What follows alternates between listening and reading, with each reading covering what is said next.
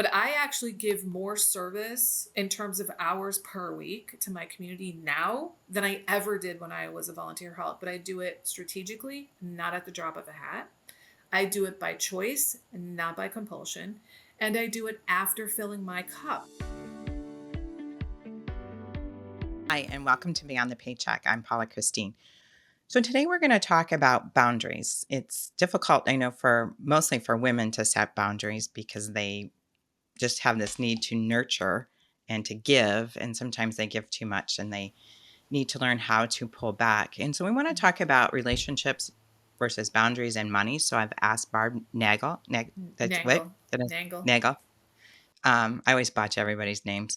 Um, who is a boundaries coach about how to go about doing that. So welcome, Mhm. Barb. Thank you so much for inviting me. I appreciate the opportunity and I'm really happy to be here. I could talk about boundaries all day long. In fact, I often do. So how did you become a boundaries coach? Well, I hit a codependent bottom in 2015 at the age of 52. If people don't know what codependent means, welcome to the club. I didn't either. The classic codependent is someone who is enabling like an addict or a drinker by like cleaning up their messes and paying for everything for them. But really, a codependent is much more than that. It's kind of a constellation of behaviors, but it basically is about we are focused on that which is outside ourselves. So we care a lot more what other people think about us. We're focused on what other people are doing or not doing. We give and give and give and give. We don't say no. We're people pleasers, rescuers, fixers, enablers, that sort of thing. So I landed in 12-step recovery. Super long story short. Utterly changed my life after a lifetime of personal development and therapy. And the way that I think of all the stuff that I did before that, like the 37 years of therapy before that and everything else, is that it scratched the surface of the iceberg Mhm. of my life and recovery melted it. And then I was working full time at Yale University at the time that I got in recovery. So I got laid off a couple years later, and through a series of serendipitous events, decided to start my own coaching and consulting business. And just originally, just I was like, I don't know how to coach. I'm just going to start coaching. And then, of course, you have to have some kind of a niche. And it just made sense for me to have boundaries as my niche. Number one, I have lived experience of no boundaries for 50 something years and lived experience with boundaries. And I can articulate not just what was the journey to get there, but emotionally what it was like, because there's a lot of emotions that come up when people start setting boundaries. And I can help people work through that. Boundaries also permeate every single area of our lives, but of course, the place they show up the most is in our relationships, whether that's romantic, at work, in the neighborhood, with family, in volunteering. It doesn't matter. It's just the way that we Right. relate to people. And I every client I had worked with up until then needed help with boundaries, and so it just made sense for me to do that. And I just love this work. And I'm in a coaching program right now, and they were asking, like, what is the problem that you most like to solve for people? What's the thing you most like to work on? And I said, people's relationships with themselves. Well, Because I I think always, yeah. that's a tough one for everybody Oh, because yeah. nobody wants to Yeah. really look at themselves in a way No. that shows what they may think is their faults, but could be Right. turned around to be a strength. Right. And they typically are. The reason that I say that is like I'm the kind of woman who I looked on the outside like I had it together, and like in some respects I did. I have a master's degree. I had a career. Yeah, like own a home. I pay my taxes. I volunteered. It's not like I'm like living in a ditch or anything like that. But I definitely never had a healthy, functional relationship until I got in recovery. I'm now in the only healthy relationship I've ever been in. We've been together for 5.5 years. I was 55 and he was 60. So it's never Oh, too late. I nice. don't care how old you are. And it just like everything changed with the boundaries. And I want for other people what I got. And I didn't know. I felt like I had high self-esteem, but when I got in recovery I realized I may have liked myself. I didn't love myself. I absolutely did not have self-worth. When I looked at my history of behavior and relationships, that was not the behavior of a woman who feels worthy. I knew I didn't trust myself. And I actually grew to love, like, and feel worthy and trust myself through the process of 12-step recovery. And when I look back, I'm like, what specific parts of recovery? It was really the boundary building process. Because when you're setting boundaries, you're figuring out, well, what do I like? And what is okay and not okay? Because I didn't know those things because I just said yes. I said, yeah, I was like, I want to be nice. I don't want to be disagreeable. I don't want people to think I'm a bad person, which to me was someone who says no and is unhelpful. And so, of course, there's some elements of me that I knew were the true me, but there was a lot of me that I think of as having been up for negotiation before I had boundaries. And so the process is getting to know yourself and getting to, like, when you start doing more things you like and you stop doing so many things you don't like, you start to actually really like your life a lot better.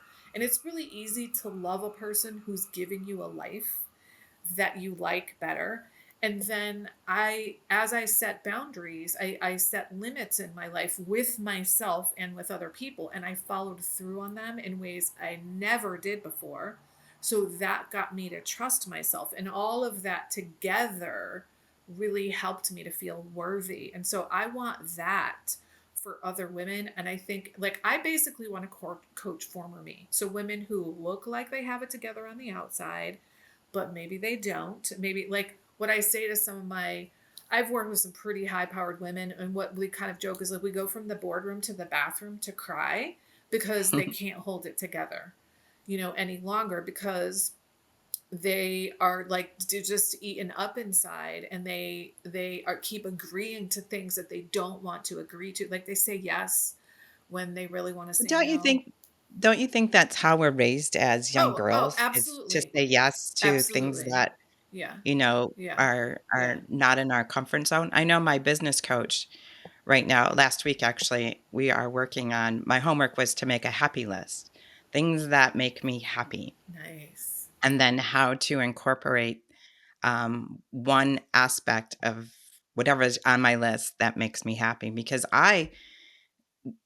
as I think a lot of women had very low self-worth, and everybody would look at me and you go, "Come on, Paula, there's just no way that Mhm. you have low self-worth, low self-esteem," and I'm Mhm. like, "Yeah, you Mhm. can walk the walk, but when Mhm. you have Mhm. to Mhm. go home and sit down with Mhm. yourself and just go, I'm Yeah. exhausted about Yeah. putting this, Facade. facade on," and Mhm. it does, it gets very, very exhausting. So I Yeah. spent the last 4 years working on myself, and Excellent. I'm, like, really happy with the person that I have Excellent. become. Oh, I love it. I'm so I still pleased to need to hear that. set some boundaries Yeah. on, certain things, especially when it comes to children. But let's talk about boundaries and how they relate to, Mhm. um, yourself in if you have no self-worth, lots of times you don't manage your money well, you don't manage Mhm. your relationships well. Mhm. So what are, like, 2 tips that you could say to Mhm. somebody about Mhm. just something they could start today Mhm. that they can Mhm. set a boundary when it Yeah. comes to either themselves or how they handle Mhm. money or Yeah, so the way that I start all my clients is by having them do this exercise to determine their top 5 values. I wish I had understood that when I started building boundaries. It was after the fact when people were like, "How did you know what your boundaries were? Like, how did you know where they went?" And I was like, that's a good question. And it's basically by what matters to you. So now I start my clients with that. So figure out, like, what really matters to you. And I like to use health as an example because I think everybody can relate to that. So if you say that health is a really important value for you, then you're going to have financial boundaries that support and promote your health. For example, like, first of all, a budget is a boundary. It's a set of boundaries around your okay, finances, like, hopefully based on what matters to you. So if your health matters to you, you're probably going to set aside money for things like exercise classes, gym clothes, maybe organic food, that sort of thing. You're going to have time boundaries so that you can have time to do things that promote and support your health. So maybe you have extra time for food prep, or maybe you put money in your budget to have somebody prep your food for you, or you have time in your calendar to go to your exercise class. Let's talk about that for a second, because I Mm-hmm. think that's huge for most people is Mm-hmm. time boundaries. Mm-hmm. Oh, they're Because huge. Absolutely. Because it's a we finite just resource. well, is it? Well, everybody has 24 hours a day. You can Right. pay people to But do things for you to give you time back, but there is a maximum amount of time that you can actually do things. so when I think about myself and like, uh, a lot of people call me squirrel because I'll be like over here, then over there. And I don't mean to be that way, but it's just how my brain works. So like if Mhm. I Mhm. set the task of let's just go with something simple as cleaning the house. Mhm. And then Mhm. Mhm. I start with the dishes and then, Mhm. oh, wait, got to do this with the laundry. And then, oh, Mhm. Mhm. and Mhm. then, like I'm just all over the Mhm. place. Mhm. So if you think about setting time for exercise and setting Mhm. time maybe to look at your money and Mhm. do all Mhm. these things, but how do you like, I guess this is probably really personal for me is Mhm. how do you do that? I mean, like, how do Yeah. you Yeah. just stop and Mhm. focus on Yeah. that task? Yeah. So I used to be like you, where I would flip from thing to thing to thing to thing. And all of that changed in recovery. And I think for me, time are my most important boundaries. And so there's several things that I do. One is that I block my time on my calendar and I follow my calendar. I'm a recovering multitasker. I also for work type things, I use the Pomodoro technique. I don't know if you've ever heard of it. It's Mhm. a What is that? productivity method whereby you work for 25 minutes and then you take a 5 minute break, work for 25, take a 5 minute break, and then after 2 hours, you get a 15-minute break. And I have a built in timer like on my computer that I sign into, and I say what tasks I'm going to work on. I'm literally using like the tip of the iceberg of this particular app. But there's something about that, Paula, that works for me as someone who wants their brain to go all over the place, because 25 minutes is a long enough period of time that you can get into the flow state, which is where it feels like time doesn't Mhm. exist. And then the timer goes off. And in the beginning, I didn't want to take the breaks, but what happens is your brain gets a break. I used to be afraid, oh, I'm not going to be able to like dive back into what I was working. Let's say I'm writing a newsletter article, but that's not actually true. I actually am able to give my brain a break. And here's what's really cool: I found I can literally unload and reload the dishwasher in that 5 minute break. Now, I don't always take the entire 5 minutes and I occasionally push past the 5 minutes, but I mostly stick to the 5 minutes. I'm much more likely to do less than 5 minutes.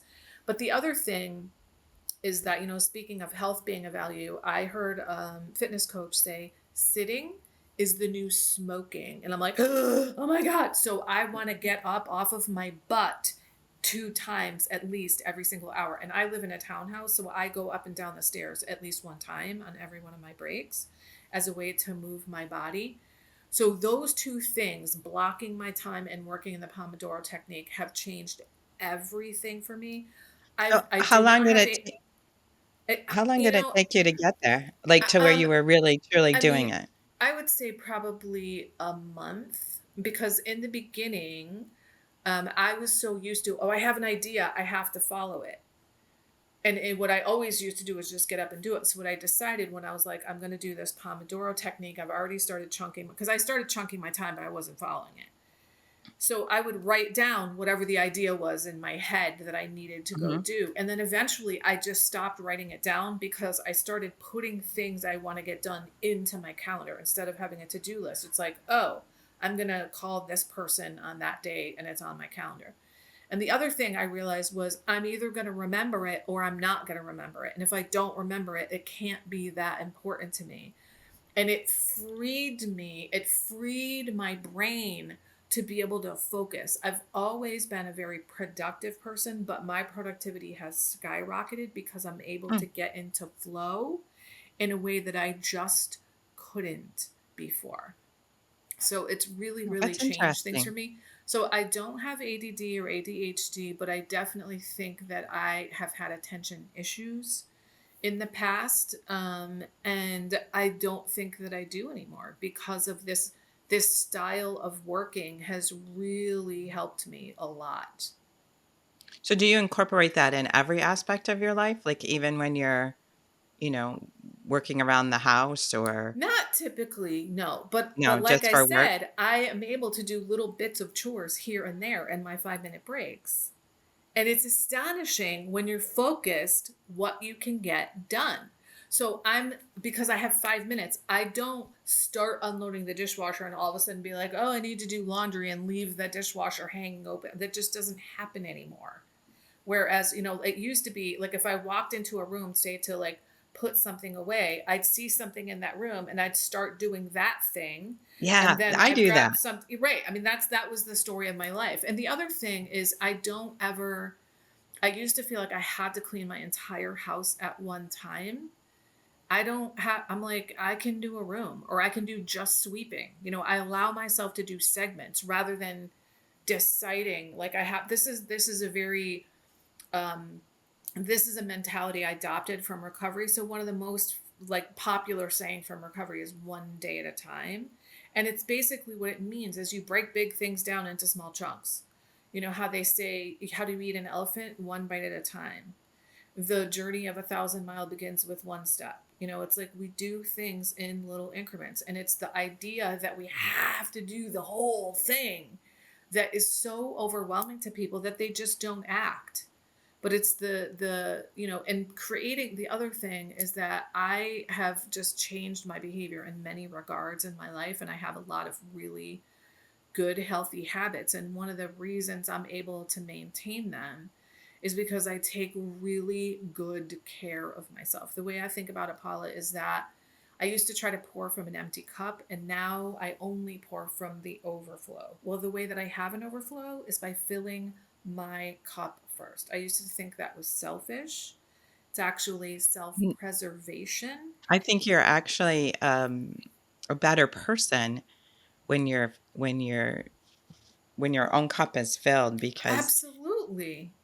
yeah, you Yeah. just when you're empty, you're just negative and you're drained Hmm. and you're tired And you get and when resentful. you're filling Hmm. yourself life with happiness and you're filling yourself with Yeah. who you wanna be, Hmm. you're able to give so much more to people. Yeah. Like, who would you rather It's receive healthier so from? that Someone who's completely tapped out or someone who was overflowing? I mean, come on. yes, No question. Nobody's going to and say person number one, and you when know? you're completely full, people around you are completely full people too Hmm. Hmm. because you don't wanna be with the energy drainer Hmm.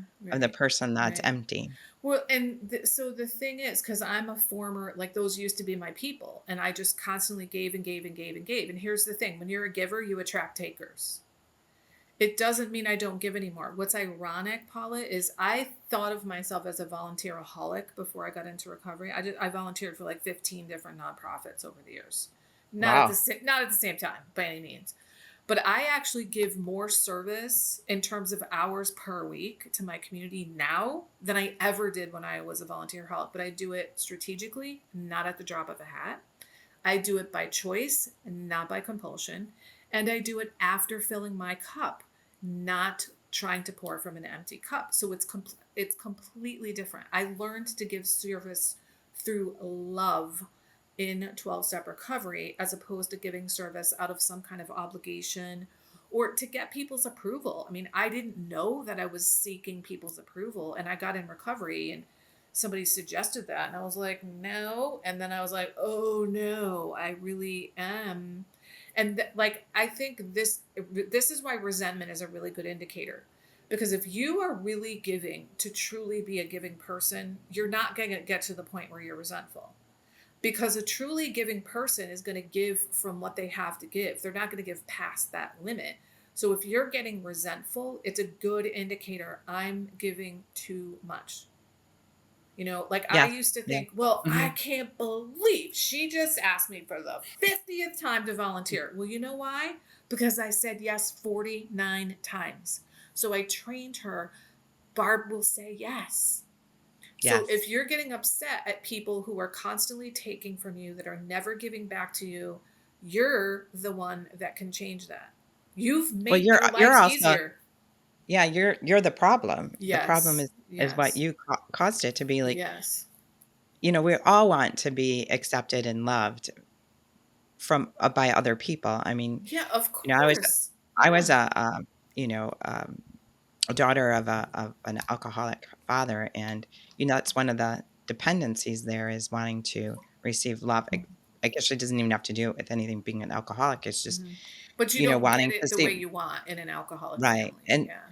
so then you go and you try to get it from other people, and if you really start to look at the people that you're trying to get it from, they're really the person that you were trying to get it from in the beginning. Right. Yeah. You tend to hang They're out with models of those. that. Yeah.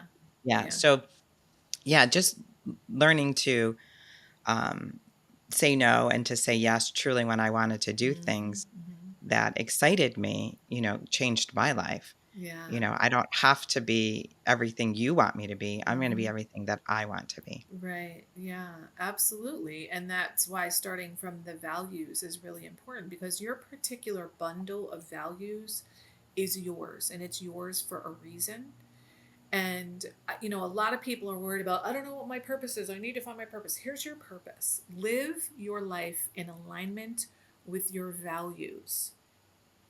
Live on purpose, and that's what I think of learning how to build healthy boundaries, is learning to live on purpose. I didn't know I wasn't living on purpose before I got into recovery. I think a lot of people, though, have a hard time figuring out what their values are because 'cause they're so used to looking at others for approval that they just Mm-hmm. don't really know what they Mm-hmm. find important to them. Yeah, but I think when they give themselves the time and space to figure that out, they do.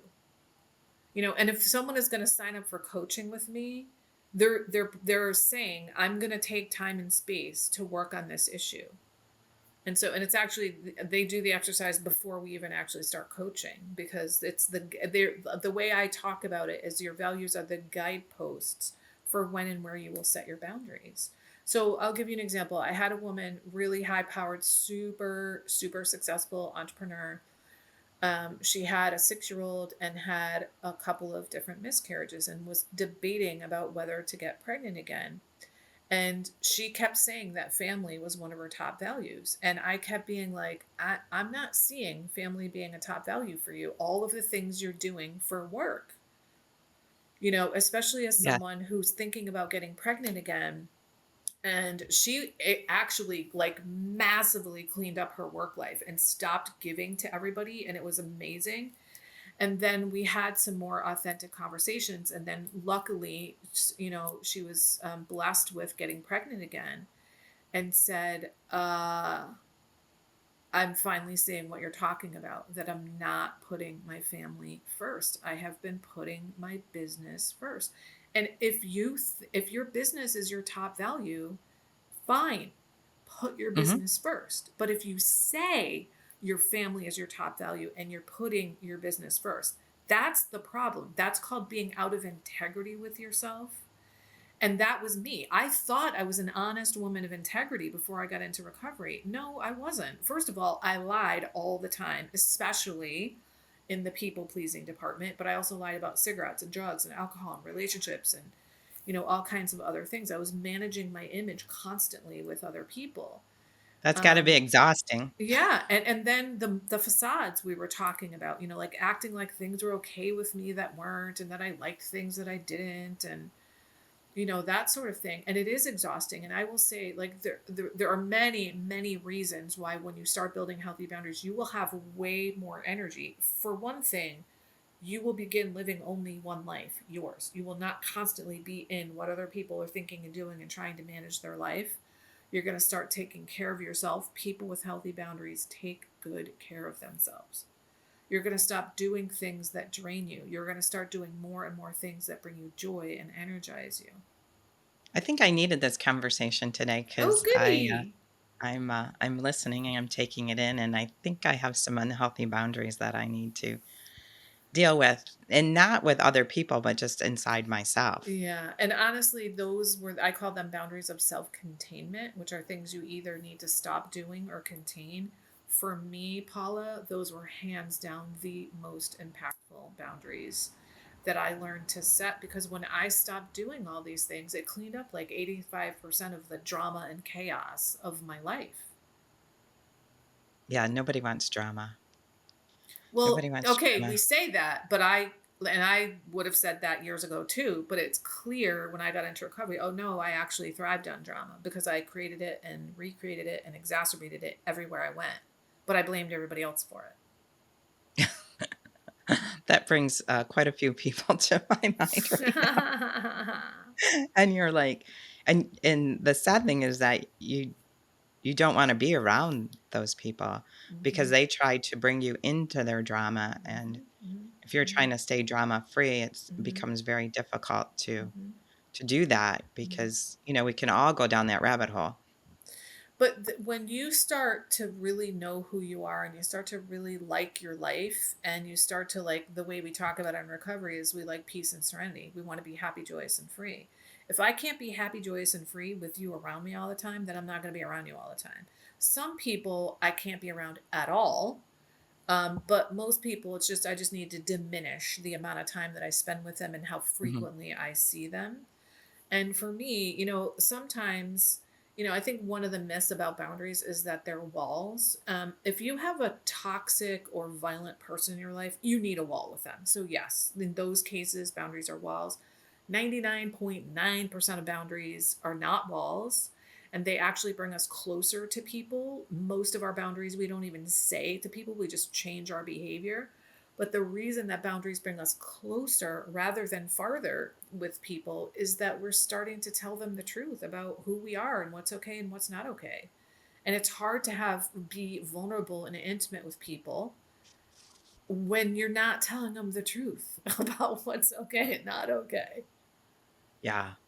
That is that's that's pretty profound because I think that that happens a lot where, we're that the image that we're trying to portray for ourselves, and Hmm. it's not truly how you're living your life, it Right. becomes Hmm. stressful Yeah. and Yeah. exhausting. I'd like to actually give money examples. So in 1999, my student loans came due, and I ended up ultimately declaring bankruptcy because I had so much credit card debt. And the reason I had so much credit card debt, I didn't know this until recovery, was because of my codependence.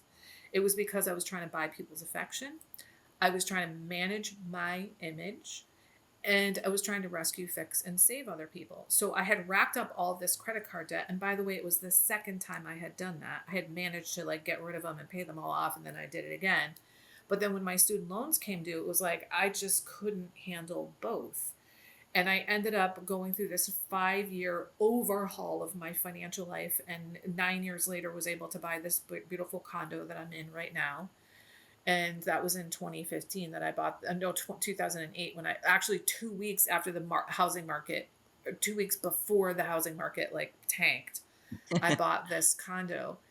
And it was I was using money to maintain these facades. I didn't want to say to people that's not in my budget. I remember one time going out to dinner with like 10 friends and saying, I've got this. Now I'm looking back, I'm like, why did I You feel the need to do that? I paid for dinner for 10 people. I was in my 20s. I didn't have the kind of money for that. wow. And two of my guy friends who I'd been friends with since high school, they were like, are you sure? And I was like, absolutely. I mean, it took me like probably a couple of years to pay that off. I don't know what was going on, but it was like there was something about I felt I don't know what I can't even explain it. But now I'm like, oh my God, that makes me want to throw up thinking that that is who I thought I needed to be. Even when people said, Yeah. are you sure, Barb? Yeah, I think people a lot of people have done that in the past, maybe not for 10 people. Mm, Imagine what that bill must have looked like, yeah, but, I can't even um, imagine. Yeah. yeah. That's crazy. So, Barb, if somebody wants to get a hold of you, how do they get a hold of you? Yeah. So if you're already listening to this podcast on a podcast app, you can hop on over to my podcast, which is called Fragmented to Whole Life Lessons from 12 Step Recovery. I've been doing it weekly for over 5 years. I have 278 episodes, over 30 of which are specifically about boundaries. I love to hang out on Instagram and Higher Power Coaching. If you're not on an app, you could go to fragmentedtowhole.com, and the links in my bio on Instagram lead you to everything about me. I've got a whole bunch of free stuff about boundaries on my website. And I have tons of free stuff on Instagram and on LinkedIn. So on LinkedIn, I'm at Barb Nangle. That's N as in neighbor, Angle. And I'd love to hear from you. If you heard me on this podcast, let me know. I really appreciate it. I have learned a lot today, and I know that there's still some work to do on myself, as there always will be. I mean, I will never be perfect. So, Yeah, yeah. I appreciate you sharing what you've learned on your own life with us Yeah, today. well, I appreciate the opportunity to do so. And let me know if I can be supportive of you, or if you want to report any wins that you have with your boundaries. Feel free to let me know. I will. Thanks All again, right. Barb. Oh, you're welcome. Okay. If anybody wants to get a hold of me, you can reach me at paula@paulachristine.com or check out my website at paulachristine.com. Thanks again, Barb. Thank you.